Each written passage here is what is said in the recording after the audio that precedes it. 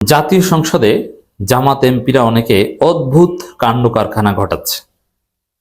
এটা নিয়ে চারদিকে তোলপাড়, এমনকি জামাতের লোকজনেই তীব্র সমালোচনা করছে। জামাতের রোকন জামাতের এমপিকে বলছে তুই ব্যাককেল। আরো ট্রল তো আছে, ভদ্র ভাষায় যে ট্রল আছে, মিম, এগুলো তো আছে। দর্শক, এটা জামাত ইসলামের জন্য একটা নতুন সংকট। এই সংকটটা নিয়ে আমি আলোচনা করব। যেমন আপনারা দেখেছেন যে এক এমপি বলেছে তার বাবা শহীদ মুক্তিযোদ্ধা, কিন্তু দেখা গেল যে তার বাবা এখনো জীবিত, আর তার জন্ম 1981 সালে।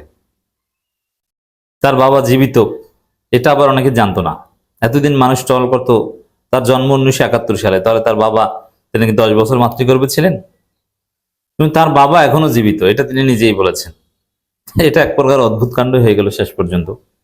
যদিও আমি এর ব্যাখ্যা দিয়েছি যে তিনি হয়তো বোঝাতে চেয়েছিলেন তার দাদা বা দাদাদের মধ্যে কেউ মুক্তিযুদ্ধে শহীদ হয়েছে, আর তার বাবা এই শব্দটা ভুলে চলে এসেছে। তারপরও এই ধরনের বক্তব্য অ্যাটলিস্ট সংসদে ভুল বক্তব্য কাম্য নয়। তিনি ব্যাপক সমালোচিত হয়েছেন, পুরো জামাত এতে মোটামুটি লাঞ্ছিত হয়েছে। এক কথায় যদি বলি যে জামাতের এমপিদের পারফরমেন্স এমনিতেই দুর্বল, পড়াশোনা করার লোক নাই সংসদে, দুই একজন মোটামুটি বোঝেন, ভালো বক্তৃতা দিতে পারেন না, তার মধ্যে আবার এই ধরনের উদ্ভট কথাবার্তা বলেন, এটা খুবই দৃষ্টিকটু। আবার একজন এমপি অশ্লীল উদাহরণ দেন, জামাত এমপি অশ্লীল উদাহরণ দিবেন, এটা একদম অপ্রত্যাশিত। ফুটা দিয়ে উদাহরণ দেন, ফুটা কয়টা, ফুটা কোন জায়গায় কি, এবং স্পিকার এটা এক্সপান্স করেন। কেন জামাত এমপির রুচিবোধ এত নিচে নামবে কেন? তিনি এই ফুটে ফুটা দিয়ে উদাহরণ কেন দিতে যাবেন? দুনিয়ায় কি উদাহরণের অভাব? এটা নিঃসন্দেহে অদ্ভুত কাণ্ড। আরেকটা ঘটনা ঘটেছে যেটা নিয়ে এখন আলোচনা। সংসদের সরকারি ফ্ল্যাটে ওয়াশিং মেশিন ও মাইক্রো ওভেন চাইলেন জামাত এমপি। এইটা নিয়ে জামাতের লোকজন লিখছে, বলছে, এবং দেখেন জামাত এমপিরা একদিকে কিছু অদ্ভুত কাণ্ড ঘটাচ্ছে, ইটস ট্রু।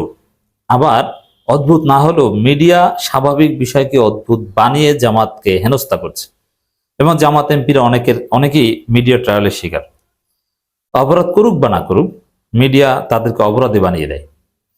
মিডিয়াই তাদের অসমর্থিত সোর্সের উপর ভিত্তি করে তাদেরকে ভিলেন বানিয়ে দেয়। তো এটা একটা বহুমুখী সংকট। এখন দেখেন, এই ওয়াশিং মেশিন এবং মাইক্রো ওভেন চাওয়া সংসদে, এটা এটা কিভাবে জামাতের রাজনীতির সংকট, এটা একটু বুঝাই। এখন উচিত অনুচিতের আলোচনা আমি পরে আসি। প্রথম কথা যে জামাতের অধিকাংশ, বিশেষ করে তরুণ নেতা রোকন যারা, তারা বিষয়টা মোটেও মানতে পারছে না। তারা অনেকে বলছে যে এই বৃদ্ধদের এমপি বানানো বাদ দিতে হবে, তাদেরকে নিয়ে জামাত চলতে পারে না। জামাতের তরুণ অংশ তারা লজ্জা পাচ্ছে। অনেক আছে না যে কৃষক বাবাকে নিয়ে স্মার্ট সন্তান লজ্জা পায়, পরিচয় দিতে চায় না, অনেকটা এরকম। এটা একটা সংকট যে এই ধরনের লোক, আনস্মার্ট লোকজন এইভাবে জামাতের এমপি। আবার জামাতের এমপিরা কেউ কেউ ইংরেজিতে বক্তব্য দেন, এবং সে নাকি ইংরেজির শিক্ষক কলেজের, কোথাও কোনো একটা কলেজের, এবং বইও নাকি লিখেছেন, বাট তার ইংরেজি শুদ্ধ না। এটা নিয়েও হাসা আছে। এখন তার ইংরেজি শুদ্ধ না, তার প্রনাউন্সিয়েশন, এটা যে একটু লজ্জা লজ্জা ভাব শুনলে, এর চাইতে বরং শুদ্ধ বাংলা বলার চেষ্টা করাটা ভালো। এতে জামাতের তরুণ অংশ লজ্জা পায় যে এই বৃদ্ধ এমপি কেন ওখানে ইংরেজি বলতে গেল, তার ইংরেজি তো সুন্দর হয় না, ওইভাবে ইংরেজি বলতে হয় না। মানে এটা লজ্জাস্কর একটা অবস্থা যে ইংরেজি বলতে পারে না, ইংরেজি বলতে চায়, অথচ আবার সে নাকি ইংরেজি শিক্ষক কলেজের। কিন্তু হয় না, বাস্তব কথা হচ্ছে এইটাই।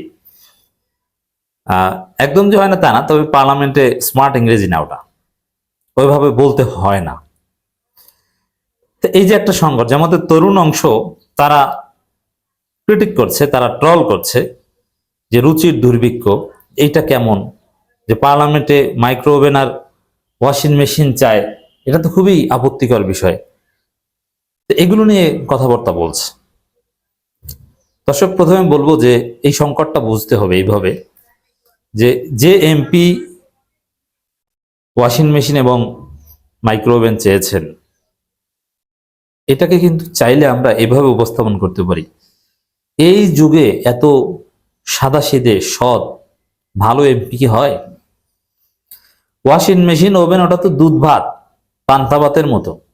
এইটা পার্লামেন্টে যায়, তাহলে ওই এমপি যে কতটা সৎ এবং সরল, কোনো দুর্নীতি করেন না, সততার উজ্জ্বল দৃষ্টান্ত, একটা পয়সা তার বাড়তি ইনকাম নাই, বেতনের টাকা যা পান ওইটাও জনগণকে দিয়ে দিতে হয়, ঢাকায় থাকার জায়গা নাই, গ্রাম থেকে এসেছেন পার্লামেন্টে অধিবেশনের জন্য, ঢাকায় কোথাও কোথায় থাকবেন, মেসে থাকবেন, আত্মীয় স্বজন বাসায় থাকবেন, কেমন হয়? এমপি মানুষ, সরকার একটা, এটাকে ফ্ল্যাট বলেন, এটাকে ফ্ল্যাট বলে না, এই এমপি হোস্টেল বলে। ফ্ল্যাট আর উন্নত হয়, কিছু কিছু আছে যে একটু বড়, একদম ছোট থাকার জায়গা এমপিদের, কোন রকম 3টা রুম, ড্রয়িং ডাইনিং মিলে 5টা, যে ড্রয়িং ডাইনিং এর যে সাইজ আমি দেখেছি, তো ওর ছেদে আমার ফ্ল্যাটের মান 1000 গুণ ভালো।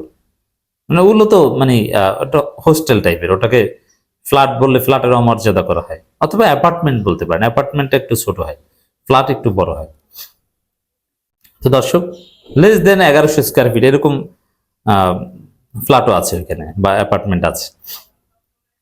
তো দর্শক, আহ তো এটাকে সততা সরলতার উজ্জ্বল দৃষ্টান্ত হিসেবে দেখানো যায়, কিন্তু না, সেইভাবে না দেখিয়ে আমরা দেখালাম যেটা আনস্মার্ট, খ্যাত, এবং কেউ কেউ বলছেন যে এটা এটা ইনসাফের পরিপন্থী, এটা লৌকিকতার পরিপন্থী, লৌকিকতা, এটা তাকওয়ার পরিপন্থী, এবং বলছেন যে যে জামাত সরকারের সুযোগ সুবিধা নিবে না, আমিরা জামাত যে প্রতিশ্রুতি দিয়েছিলেন তার পরিপন্থী। মানুষ দেখাচ্ছে এইভাবে, প্রথম আলো থেকে শুরু করে সমস্ত মিডিয়া রিপোর্ট করেছে, জামাতের এই এমপি কে ধুয়ে দিচ্ছে, ট্রল করে, জামাতের লোকজনই ট্রল করছে।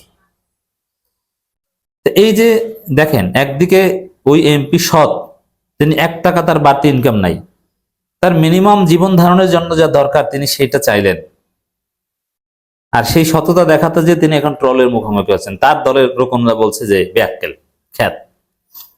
এখন অনেকে বলবেন যে কোন রকম বলছে, জামাতের রোকনরা আবার গালি দেয় না। ওটা ভাই আপনারা জানেন, আমি জানি যে গালি দেয় না, আমার কাছে সব নাম ঠিকানা লেখা আছে সমানে। আওয়ামী লীগ, বিএনপি, জামাত, চরমোনাই, এদের মধ্যে গালি দেওয়ার ক্ষেত্রে কোনো পার্থক্য নেই, সবার চরিত্র সেম। জাতি হিসাবে আমাদের এটা সমস্যা, এই জন্য আমি সুনির্দিষ্টভাবে কাউকে আর কখনো দায়ী করবো না গালির জন্য।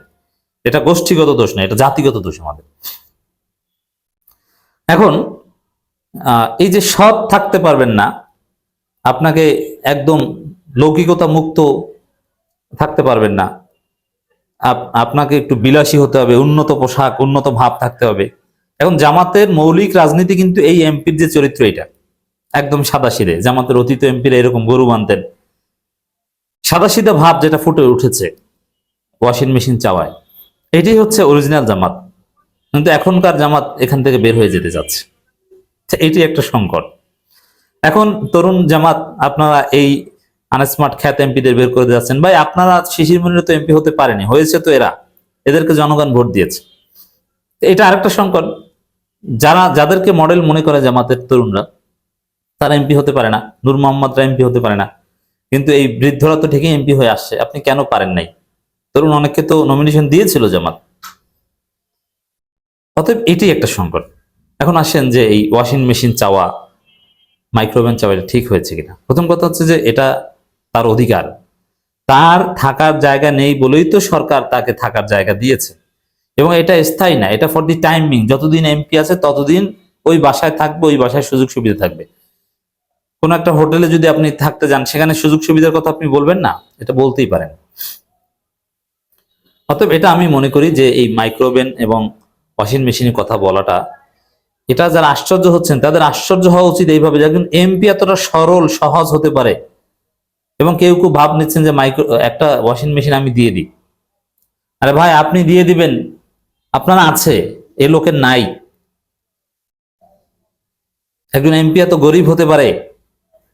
একজন এমপির পেছনে এরকম কয়েক হাজার ওয়াশিং মেশিন নিয়ে ঘোরার লোক থাকার কথা, কিন্তু তার পেছনে নাই। এটা এইভাবে দেখেন, পজিটিভলি দেখেন। তবে হ্যাঁ, পার্লামেন্টে এটা উত্থাপন না করলেই হতো। এটা গণপূর্ত বিভাগে বলা যায়, অথবা সংসদ সচিবালয়ে চিঠি দিয়ে এটার ব্যবস্থা করা যায়, আরো নানানভাবে এটা দৃষ্টি আকর্ষণ করে, যেহেতু এটা তার অধিকার, দেওয়ার কথা ছিল, বলা যেত। কিন্তু পার্লামেন্টের মতো একটা জায়গায় এটা বলাটা এটা ঠিক হয়নি। কিন্তু বলেছে জামাত না হলে অন্য কেউ হলে মিডিয়া চাইলে এটাকে মহান হিসেবে উপস্থাপন করতে পারত। আর জামাতের কেউ এটা পছন্দ করে, কেউ পছন্দ করে না, ইটস এ সংকট।